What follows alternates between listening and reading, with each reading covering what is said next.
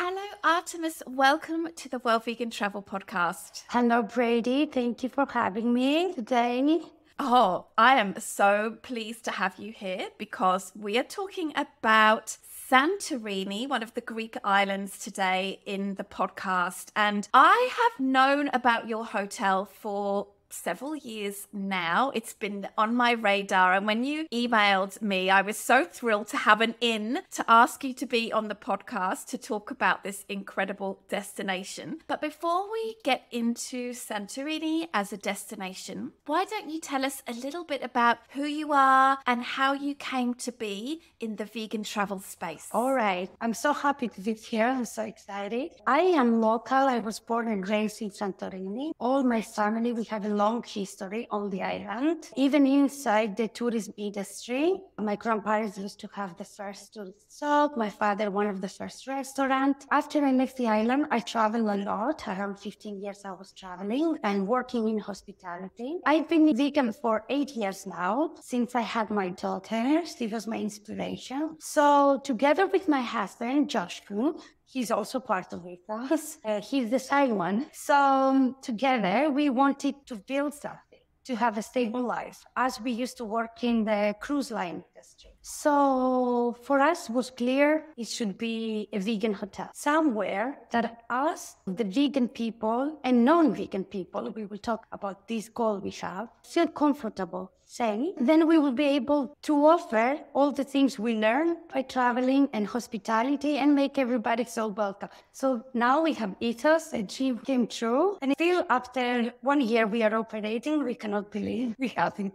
I invite everybody who is listening on the podcast right now to go into the show notes and have a look at some of the pictures of the hotel, because it really is very, very beautiful. So tell me a little bit about, you had this idea and then I'm sure it was a process to get the thing built. I'm sure COVID was a bit of a problem, of course, and where you are at now, and maybe a little bit about the hotel. Yes, of course, by pleasure. Originally, we supposed to build Ethos somewhere else, on a land we had. But unfortunately, the COVID came. My husband lost his job, of course, for 2 years. Meanwhile, we lost my grandma. Now, we didn't have a lot of options. And we were so lucky to have a good offer for the other land. So we sold the land, since I inherited my grandparents' house and my parents' house, where all my family was born, and my parents, my uncle, me, my daughter was born in this building where Ethos is. Now we decided to keep that and do everything to not to sell the house and create Ethos here. So we transferred our idea from the land where we're supposed to build Ethos here. So it's a building that means a lot to me. I have a lot of memories cooking here with my grandmother, growing up, and then having my daughter here. So it's very emotional for us even to be daily here. We renovate the whole building from the beginning. It was a long process, expensive, because we wanted to do it not with the fast design to use cheap materials. We wanted to invest and create something nice where everybody will feel comfortable. We made our walls out of clay and wood. We made our bathrooms from recycled materials, recycled glasses. We have our furniture made from a local carpenter. We have marble tables made from a local carpenter. So I think the aesthetic is elegant, natural, and it's luxury.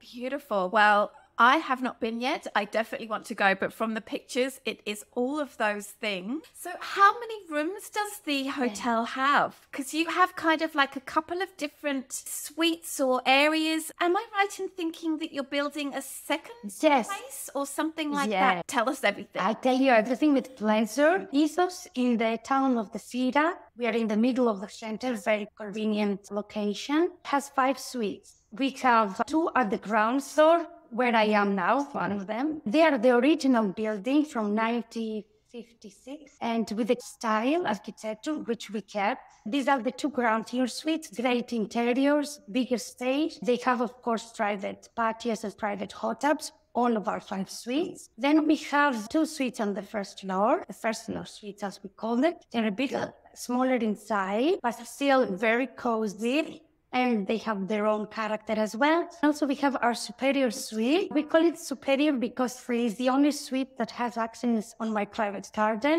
on the terrace. Because in the middle of the city, we create a green spot. We made our terrace as a garden. It was a big process, very hard to do, but we made it. All of the suites are offering the same amenities, the same comfortability, and all of them with a hot tub. We do have another project coming soon, hopefully beginning of July. I still cannot believe it because there our dreams can come bigger. We can host more people and we can do more events. Ethos is nice, of course. Everybody loves the location, but it's not too much that we can do for our guests here. We do organize cooking classes here at Ethos, but now we have a landscape, we have the big gardens, we have outdoor kitchens. We can share a lot of memories and create memories with our guests. We can sit down, cook Greek food, drink wine, and then do my favorite, share stories of the past. So up there will be 4 villas with a private swimming pool. Wow. Okay, so that's open in July. A question that I have for the old one that's only a year old. Do you have a restaurant connected with the place? No, we don't have a restaurant. I personally cook the vegan breakfast, which is more like brunch. As daily, I surprise my guests with a sweet option and savory option. Everything is made from organics, basically, and local products. We don't buy anything. We cook everything here, even our jelly. What is exciting, I think, that is every day something different. The guests don't know. So it's everyday surprise. But so far it's working perfectly. Everybody is very satisfied, even the non-vegan guests. What we do for now is we have some extra services, like we can do a vegan dessert latte with wine. We have some champagne service, small services. What we are planning to do in the new property is maybe organize some private dinners under the garden, outside there. It's beautiful. Nice seawater view. But so far we have organized a wedding, small wedding too here. So we do some cooking, but upon request. Understood. Well, all of that sounds incredible. Could you explain a little bit about like where they are located on the island? Is it close to where you get the ferry to come in? I'm not sure if there's an airport in Santorini. Can you explain the transport getting there? We are very lucky because Santorini has an international airport. GTR is the airport. And now we are having flights from all over Europe, like direct flights even. So sometimes you can check online and find flights from London, Ireland, Madrid, Rome, everywhere, straight to Santorini. Of course, there is the option of the ferry from Athens. Also a flight from Athens is like 30 minutes. From the airport, we are located like 10 minutes drive. Of course, we organize the transfer from our guests. From the port, we are like 20 minutes. Once they book with us, they get a message that we are at their disposal to organize anything they want. We are waiting here to welcome them with a welcome drink and everything. Ethos Vegan Suites is located in the town where you can walk steps away from the cliffs. The caldera is famous for the view. All the restaurants, all the soup is like steps away from us. It's very convenient location. Also, the bus station is here and it's very easy for a guest. If they don't want to drive, they can just use the public transportation and explore all the island. We give them all the tips to do that. That's fantastic. I was imagining if your hotel suites were in a more rural area, then that might mean that it's harder to get around. But from what you say, it actually sounds quite easy. And even though you don't offer a dinner, like in a restaurant form, you're well located for people to be able to find something to eat for dinner if they need to. And I definitely want to hear your other vegan food recommendations later on. But I'd love to touch on something that you mentioned earlier, which is the fact that Santorini has an international airport. And of course, we've all seen the pictures. If you haven't been, I'm sure listeners have seen the pictures of just how beautiful this island is. It's very accessible. I know a lot of people can feel a little hesitant about going to places that they think that could be like a tourist trap. And I'm sure there are some places that are very crowded. But what are some of the reasons why people should go to Santorini, even if it's quite busy at times. Like, is it easy to get away from the crowds? Are there some special activities to do? What do you think? As I said, I was born and raised here. Santorini has changed a lot. Yes, I'm not gonna lie. It's a touristic trap. Yes, can be. When you don't have the help, when you don't have the guideline that we offer as locals here, but it's beautiful. I've been all over the world. It's stunning. When you have the guidelines where to go, what to do, you will enjoy and you will want to come back. Unfortunately, it is overpopulated, over-touristy, but with the tips we're giving to our guests, how to explore the island, where to go, what time to go, it makes it easier. There are a lot of things to do in Santorini. This is why 7 days is my recommendation. It sounds a lot to people, but believe me, even 7 days sometimes is not enough. Because when our guests come, we give them the secret. Where to go, what to do. There are so many things that they don't know before they come that they can do. We can start, first of all, from taking the hiking and long walks and admire the caldera and the view, which every day is different, believe me. I'm 41 years old, every day is different. Change with the colors, with the sun, with the weather. So this is, of course, one of the major things. But we have a lot of ancient history. Santorini has everything for everybody. You love ancient history? We have the ancient ruins, the prehistoric village, which is amazing to see. It's very well preserved because it was covered from the ashes after the volcano eruption. Because Santorini is a volcanic island. So we have the ancient ruins. We have the ancient theater, which is the village after the ancient ruins. We have 2 major museums combined with these archaeological places. So even if you love ancient history, here is your place. A lot to see. We go way back. Then, if you love wine, we have the best wines in the world. Because of the volcanic earth, it's very interesting, our agriculture. People don't know that Santorini produced one of the best quality of wine because of the grape and the earth. Also, we produce some very special products like the cherry tomatoes, a special cucumber, and the white eggplant, which is delicious. We have great long black beaches for the kids, for the adults to enjoy. We do have a kayak experience around the cliffs. We do have scuba diving. We have bicycle tours. We have pottery classes. Anything you like, we can make it happen. Wow, it really does sound like an incredible place to go and visit. I'm just curious about the climate. I know a lot of the time hotels in Greece, especially on the Greek islands, close during the winter times. I'm sure the summer holidays are the most busy times, but also maybe the hottest. So what is the best time of year to go, assuming, of course, people want to go out and do as much as they can, hiking, enjoy the views, etc.? For us, we are staying open all over the year. Oh, really? Because exactly we're in the main town, we are staying open all over the year. Only difference is that during the winter period, from 15th of November until end of March, we don't operate our jacuzzis because it's very hard to hit them up and keep the high standards that we want to offer to our guests. Also, the breakfast is extra, like it's an extra fee. It's not like the summer that the price is higher and you get our wonderful breakfast. But still during the winter, you have the option to order the breakfast. And then the rate is cheaper. So we give the opportunity to more people to visit us. It's like more than 50% off during the winter time. So it's something to consider. We are very lucky. Sometimes we are experiencing November, December, January, great weather. Okay, you cannot swim, but you can do hiking. A few restaurants is open. You can blend with the local, and it's completely different experience. In the summer time, I would recommend the months of May, June, and then September or October. July, August, yes, it's busy. Although for us as well, it's the busiest time. We are fully booked July, August. But I would recommend September, mid-September is nice to come. May is nice. Are the crowds a little bit less during those times as well? Yes, the crowds are less, so it's giving you the opportunity to walk through the popular villages. The summer, you can do it when we advise the people to do it later in the night or very early in the morning. We find solutions, even if you come August.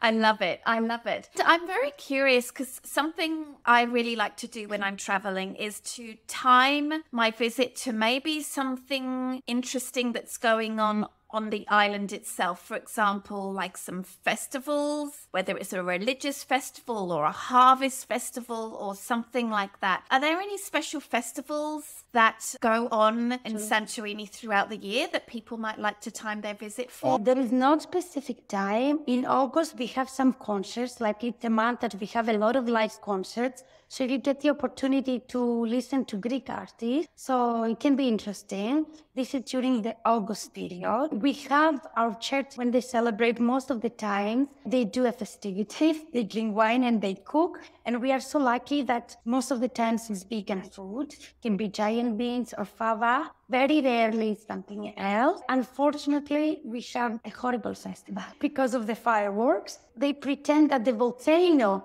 explodes, so they throw fireworks. Tourists love it. I don't like it because all the animals, they get scared, including our dogs. We have 3 rescue dogs. But other than that, we don't have anything else really major. Like in Athens, they do the vegan festival, very popular in October.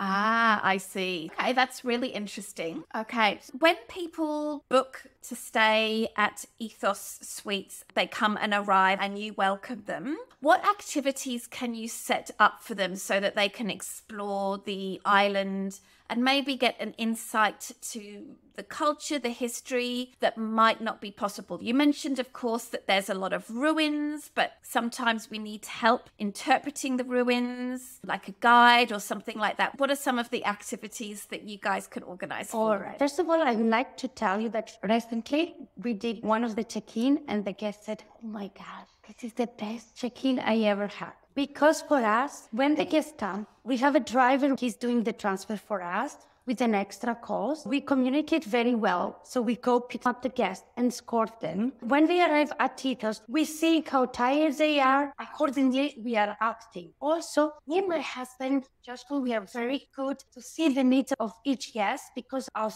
our long-term experience in hospitality. That helps us a lot. So depending on the needs of the guest, we know how to organize his day. And we know what to offer and what he can do. Always, we offer the welcome drink, of course. And then we have a map of Santorini. We gift it to our guests. And there we pointed out everything that they can do. Our recommendations, the restaurants, the hiking, everything. And of course, we ask what are they interested in, what they would love to do. As you said, of course, sometimes you need help. So we do have private tours. We do have private guides if they need. Accordingly, if they need help, we have people that they can escort them, they can talk to them. If some people don't feel very comfortable to do things by themselves, we organize private tours. I wish to mention that guests can sail in a luxury catamaran. They take care of our vegan guests, and it's a beautiful experience as well. Is that like a day trip? It's a day trip. We always work with a company because I work with the local people that I trust. I know them from school. And I want to be sure that they're going to take care of our guests. So they pick them up from Ethos and they take them to Amuri Bay. And then they're sailing from 2 o'clock until 9 o'clock in the night. They eat on board. They do snorkeling. They cook for them. And then they finish the day by watching the beautiful sunset and a fruit plate. So it's a beautiful experience that we always recommend to our guests. We can't wait to have you, and we take you to see yourself all these things.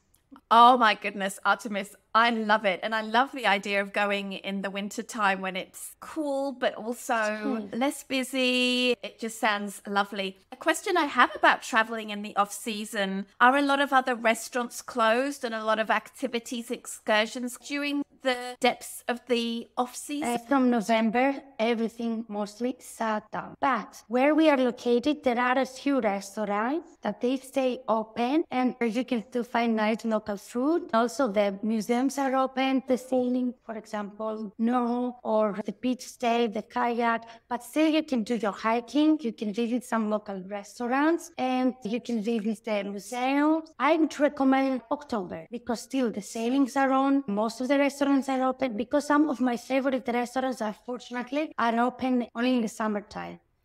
Got it. Understood. So let's talk about food outside of Ethos, because very often something I have noticed when I go traveling, especially to places that are visited by a lot of people, is that there's not a lot of vegan restaurants because rents are sometimes very high and the people that want to be able to cater to many people quickly, the quality of the food isn't good. So I'd really love to get a sense from you about what it's like to travel as a vegan and eat in Santorini. Maybe there are some dishes that you can always order at non-vegan restaurants. Maybe I'm wrong. Maybe there are some really great vegan-friendly or vegan options in Santorini. So tell us about this. One thing is because I have traveled a lot before COVID and now Greece in general and Santorini especially is very vegan friendly. People don't believe it, but they are amazed how good the food is. You don't have to be in a 100% vegan restaurant, which is what I love. Because from my experience, I love to support vegan companies. Don't take me wrong.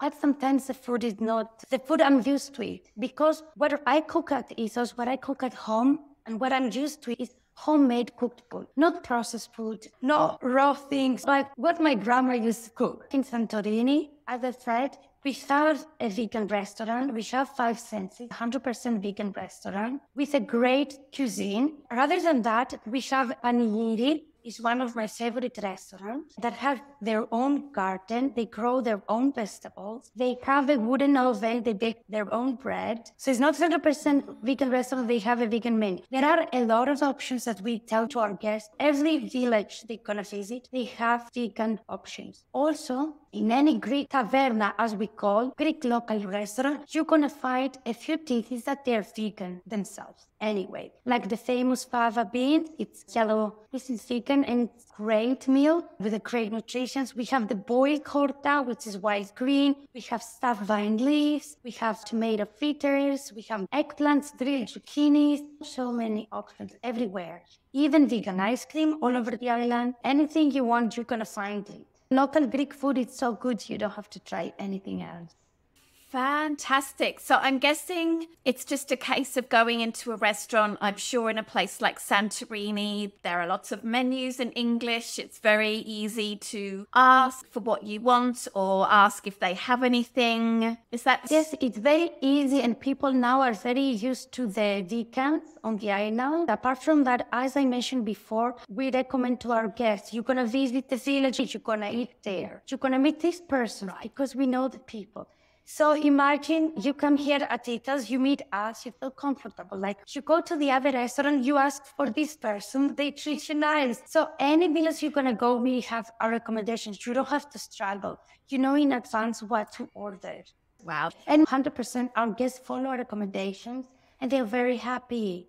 Amazing. The question that I have a few years ago now, when I started recording this podcast, I interviewed a lovely woman who had lived in Athens for several years. She was from Germany. She was talking about the donkeys in some of the Greek islands and how this can be a little bit upsetting to see donkeys being used to carry suitcases and things like that. So how does that sort of all play out in Santorini? Unfortunately, I'm not going to lie, it's sad, exists. A few months ago, I visited Cairo, the same things. I visit Jordan, the same thing. Animal abuse is everywhere. We can fight it. We cannot ignore it, but I cannot say it doesn't exist in Santorini. It does. We fight. Yeah. There are people coming from Athens, activist teams coming too, but you cannot change the world in one day. It exists mostly to carry the tourists from the old port. They come on cruise ships. So if you don't want to get into it, you have to avoid this place. Yeah, I don't avoid it. I don't want to close my eyes. I see it. I cry for it. There is not much I can do by myself. I try, we sign petitions, everything we can. Another thing is mostly of the 5-star hotels at the cliff, they use animals not only when they build or they renovate to carry the materials and heavy things, but also for the luggages. This is why the view is great, but I wouldn't stay in most of the caldera with the view. Of course, there are some very nice, they don't use. I don't avoid everything, but yes, we didn't use any animals while building it. Of course, its sun is existing, and I cannot lie about it. Yeah, of course. Before I was vegan, I actually met my partner in Morocco. And of course, in Morocco, donkeys and mules are used a lot as beasts of burden. I remember when we would travel, we would go from the bottom of the mountain to this refuge. We would walk and we wouldn't use mules. That was right. But I did see plenty of mules being used to bring up supplies and that kind of thing. It's really sad. That's quite an obvious thing, but animals are used a lot in agriculture and these kinds of things. I have heard about some great organizations that are doing some work to try to improve the lives of these animals, these donkeys in the Greek islands. So, of course, that's a great thing to support. It's a great thing to support, but from my experience, because in Santorini, we have a huge problem also with the stray animals like dogs and cats. Oh, yes. Interesting. The problem is that during the summer, the tourists feed them, or people that they come just to work for the season. Oh, this cat is cute, let me have here for the summer. And then they just leave them in the street. We have organizations here. They try to help with this. Don't take me wrong. I personally like to help, and we do help individuals, like volunteers, simple people that they really work in the streets. Sometimes I don't trust the big organizations. I don't know. I like to personally help rescue a few dogs. We have rescued 3 dogs already with my family. If I have time and the money, it takes money because Greek government doesn't help, and we can sterilize a few of the stray animals. There is a wonderful lady in Ia, but she's a volunteer for 20 years or more now. She's taking care of all of the stray dogs and cats, feeding them winter, rainy, sunny days, every day going around the village and feeding them. Only by volunteers has been there. No government, no big organization. Her name is Ada. She's a great person. Oh, wow. All her life is about this. So we personally, quietly, without mentioning big things, we prefer to help people like her. Exactly. I think that's a great point. It would be a very nice thing to ask your host. This is what I really love about staying in vegan hotels, because I'm very confident that their vision is going to align very closely to mine, is, say, oh my goodness, I'm seeing a lot of stray cats and dogs. I'd love to maybe contribute some money to getting some spayed and neutered. Here's €100. Can you get it to a place where it will do the most good? And I feel very confident that that would be done. Exactly. We have some guests before, not everybody. They ask about these things, and we can offer them or bring them in contact that they can help. We have a wonderful veterinarian here as well, a wonderful lady for 30 years. Helping a lot when we take care of an animal. Small efforts. Slowly, maybe we can change the world. Who knows? One day we will wake up in a vegan world.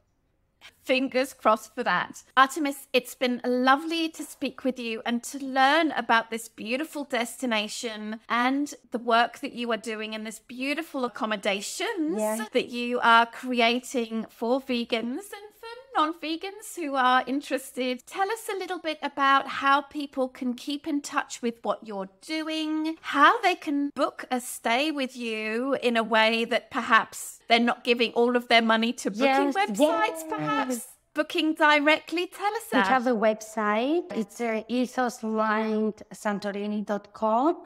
that they can see there more. They can contact us direct. We have the info at ethoslinesantorini.com.